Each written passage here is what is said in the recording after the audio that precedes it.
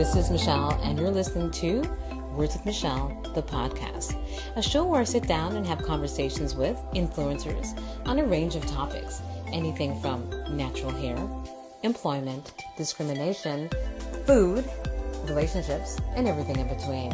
So sit back, relax, and enjoy. If you want to send me an email, hit me up at michelle@wordsmichelle.com.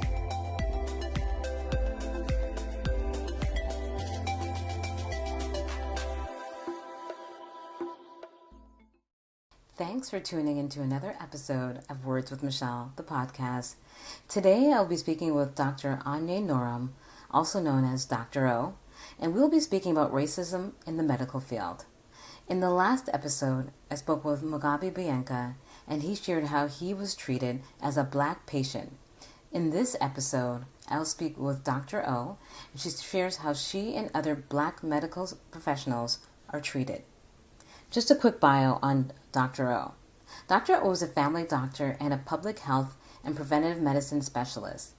She is the Associate Program Director of the Public Health and Preventive Medicine Residency Program at the University of Toronto and is the Black Health Theme Lead for the Faculty of Medicine at the University of Toronto. As the Black Health Theme Lead, she is tasked with developing educational content for teaching medical students about Black Canadian health and inequities due to systemic racism. In addition, she is the president of the Black Physicians Association of Ontario, and she's the host of a podcast called Race, Health, and Happiness, where she interviews successful Black, Indigenous, and other people of color, providing wisdom on how to stay well in a racialized world. Thanks for being on the show, Dr. O. So, Dr. O, can you just tell me a few of the forms of overt racism that you've kind of gone through? Yes. So, for me in my training, so I'm a public health and family doctor, and I've had different types of experiences. So some of them have been during training, certainly patients, even if I introduced myself as the medical student or the resident, they didn't quite believe that I was the medical person in the room, oftentimes as a woman being mistaken for a nurse. But I think some of the situations where it's been very challenging is where, now that I'm a practicing physician, for instance, I do home visits. And so going to a patient's home where they've called for a doctor, I always wear my stethoscope around my neck, so it's pretty clear why I'm there, but the person's surprised, right? And being like, oh, you're the doctor? You mean the doctor? And, in my mind, I'm like, no, I'm an English literature professor who happens to be wearing a stethoscope on my neck and rung your doorbell right after you called for a doctor, right? Yeah. So those types of things. Some of it is a little bit overt, but still subtle, where a patient will start to ask my CV, while I'm examining their child, for instance, right? So it's like, oh, so where did you go to school? And where did you do this? And where did you do that? And somebody can listen to that and think, okay, well, that's a one-off, which it could be. But actually, the literature shows that this is actually a pattern that happens a lot to Black, Indigenous, and other minoritized physicians. Mm-hmm. So for the Black Physicians Association of Ontario, we conducted a survey looking at these experiences. And so although I've not been called the N-word, some physicians in Ontario have been called that by patients. And some people have had patients refuse care and say, I don't want to be seen by the Black doctor. So the experiences vary, but mine have been, I guess, more subtle. But when you realize that it's part of a larger pattern, then you realize, okay, well, there needs to be some changes that come into place. I think another thing, aside from the experiences that Black physicians and healthcare workers sometimes have with patients, is kind of what this means in the bigger picture. So again, thinking about our Black trainees, so the Black Physicians Association of Ontario has been really partnering with medical schools, particularly the University of Toronto, to increase the number of Black medical students in Ontario so we can have more Black physicians. But based on our study and what we've also noticed about patterns in the States is that these medical trainees end up being less likely to have opportunities for mentorship, for people to give them leadership opportunities, for them later on to be promoted or have advancement.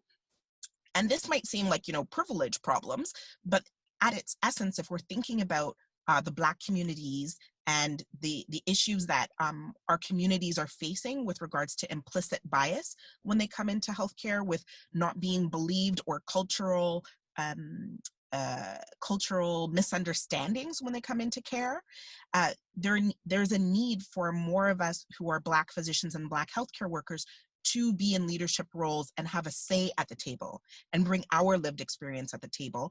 And so where we have trainees or young professionals not being given that opportunity, then it actually impacts us as a whole community, because those are the people who can pull the levers for that change, and they're not getting the same opportunities to be at those tables and have an impact. So that's part of why we're doing this advocacy and letting people know. It's not because we are ignoring what is happening in the community, but it's becoming more and more clear that if we want to make change in the community, it's not just going to come from Black patients being able to see Black doctors. When you go and you need your surgery, when you go into the emergency department, what you need to have are physicians who have the cultural dexterity and the anti-racism training to not act upon those biases. And to kind of move those forward, there need to be more of us who are voices at the table. So where our trainees have these disempowering experiences, and particularly our young docs are really being drawn down by these everyday microaggressions and the weathering that comes with having to work twice as hard and continue to prove yourself every day and be gracious with these microaggressions, that takes an emotional toll, right? Where patients might be insulting you or questioning your abilities, not to mention our physicians who have accents or who trained abroad. My goodness, the amount of discrimination they experience from patients and their peers is like another layer. So there's many layers of that, like physical racism, cultural racism, other forms of discrimination that I think need to come to light, so that we can start to better address these issues, and then ultimately have a healthcare system where we are providing better care. So I wanted to ask, because you mentioned a lot of things happening. Where's the support? Like, because you obviously need mental support for everything that's happening, like emotional support. Is there anything that's in place for that? So there's different things that are happening. So I would say for medical students, I'll speak to the University of Toronto because that's where I trained. So there has been a lot of effort we have a Black student application program, a stream, which has the same criteria as the regular medical student application. But the students have to write an extra letter, actually. So it's a little bit of extra work, but they can express like the reason why they're applying to the Black student application program. And then there's more cultural, awareness in the file review, so that there are people who are looking at the files and there's Black representation intentionally at the interview. Okay. But otherwise it's the same process.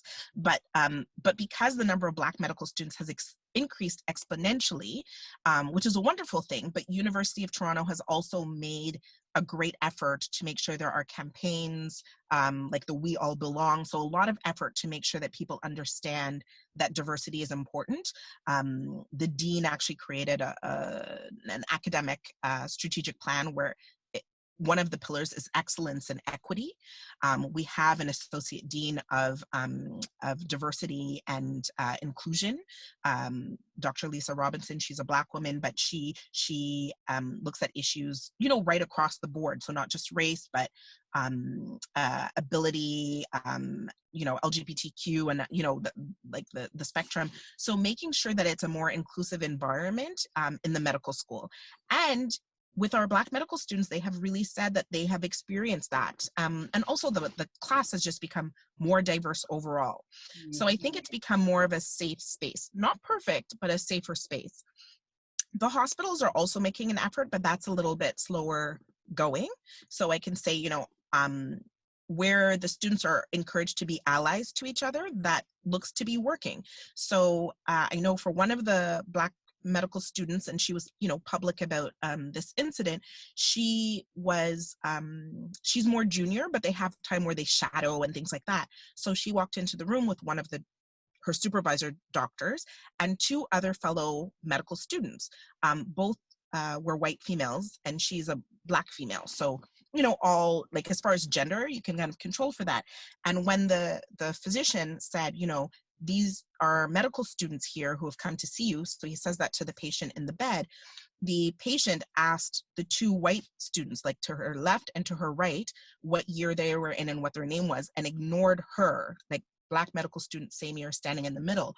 And I think that's really sad. But on the other hand, what's beautiful is that one of the white medical students said, "Excuse me, sir, you didn't ask my colleague here her name. You skipped her." So that's a sign of allyship, right? That we're telling them to speak up. They get that anti-racism training, the anti-oppression training, and allyship training.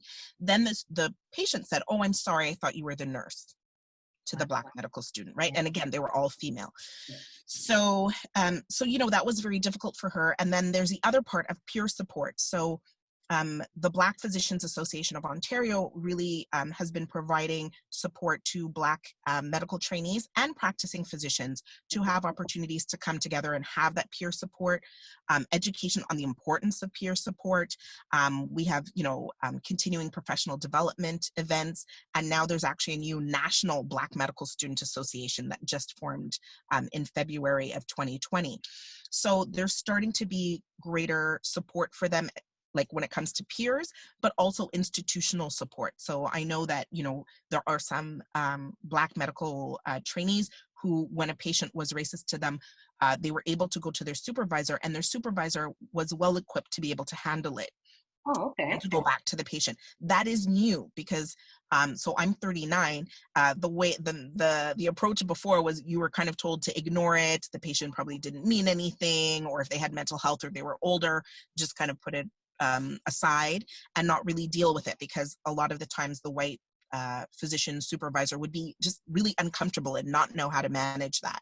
So that's improved at the University of Toronto, because they're understanding now that it's important to have policies in place. So you're not the person tapping the hand of the patient, but the whole institution says, these are our standards. And so if you don't follow these, we will address them, not be able to get care in that center, so that it's not just on the individual doc to, who might be a white Canadian and has never dealt with racism in their whole life.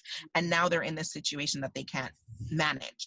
So I think a lot of things are changing. There's still a lot of problems, but a lot of things are changing to make things better, both institutionally, but peer-wise. The Black Physicians Association of Ontario is trying to provide that support as well and partner with institutions. So there's hope. Anything else you wanted just to say about the subject? So I think overall, one of the things that we're going to have to grapple with as a community is that I think for years we've been told, like, if you work twice as hard and you keep your head down, you reach this point, like this promised land of education or income or whatever, where you don't deal with racism anymore. And that's actually not true.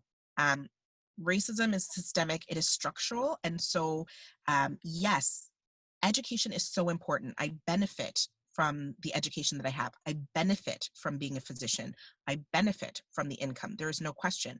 But when you compare apples to apples, so when you're comparing white lawyer to Black lawyer, white president to Black president, whether it's Black princess to white princess, like whatever it is where you compare apples to apples, systemic racism will play a role there.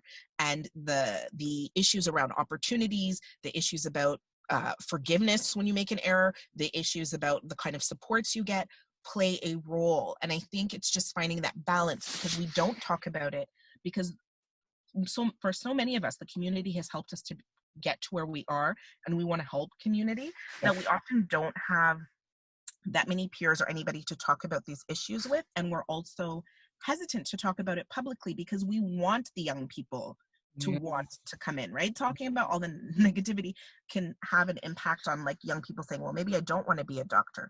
So I think the issue is it's in really understanding that, like, systemic racism is almost like air pollution. It is everywhere. There isn't necessarily an escape for that.